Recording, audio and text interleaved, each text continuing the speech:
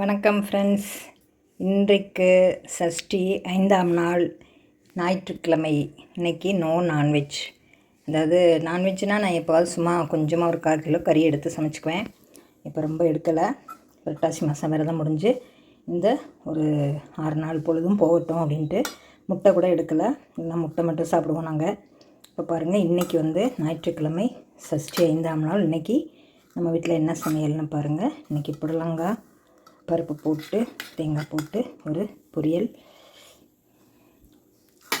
ஒரு சின்ன குட்டி புடலங்காயில் பருப்பு தேங்காயெல்லாம் போட்டு ஒரு சூப்பரான தேங்காய் பூ போட்டு புடலங்காய் பொரியல். அப்புறம் நம்மளோட காரசாரமான கொஞ்சம் தயிர் சாதத்துக்கு ஏற்ற ஒரு மசாலா என்னென்னு பார்த்திங்கன்னா, ரெட் பீன்ஸு, பட்டாணி, கேரட்டு எல்லாம் போட்டு எல்லாம் தேங்காய் தக்காளிலாம் அரைச்சி ஊற்றி ஒரு மசாலா கிரேவி மாதிரி இல்லாமல் சும்மா மசாலாவாக எடுத்து சாப்பிட்ற மாதிரி வச்சுருக்கேன். அப்புறம் பார்த்திங்கன்னா, நம்மளோட வெண்டைக்காய் பச்சடி.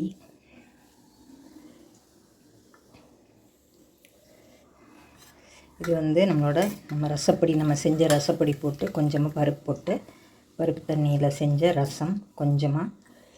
இது என்னென்னு பார்த்திங்கன்னா, நம்மளோட செட்டிநாடு ஸ்டைல் வெண்டைக்காய் பச்சடி. தக்காளி, பச்சை மிளகா, பருப்பு தோரம் பருப்பு போட்டு வெண்டைக்காய் பச்சடி ரசம். அப்புறம் நம்மளோட சூடான சாதம், மகாராஜா பொன்னியில் செஞ்ச சாதம். ஹாட் பாக்ஸில் மாற்றணும். சாதம் வடித்து எப்படி எடுத்து வச்சுட்டேன். தயிர் ஊற வச்சுருக்கேன். இனிமேல் அது கடைஞ்சி மோராக்கிக்கணும். பாருங்கள், ரசம் போட்டு சாப்பிட்டுக்கலாம், பச்சடி போட்டு சாப்பிட்டுக்கலாம், மசாலா போட்டு பிசைஞ்சு சாப்பிட்டுக்கலாம். கூடவே நமக்கு கொஞ்சம் மைல்டாக ஒரு தேங்காய் பூ போட்ட புடலங்காய் துவட்டல். இது இன்றைக்கு நம்ம வீட்டு சமையல். உங்கள் வீட்டில் என்ன சமையல்னு சொல்லுங்கள். இந்த வீடியோ பிடிச்சிருந்தா ஒரு லைக் கொடுங்க, கமெண்ட் பண்ணுங்கள், சப்ஸ்கிரைப் பண்ணுங்கள் ஃப்ரெண்ட்ஸ். அனைவருக்கும் நன்றி. அடுத்த ஒரு வீடியோவில் சந்திப்போம்.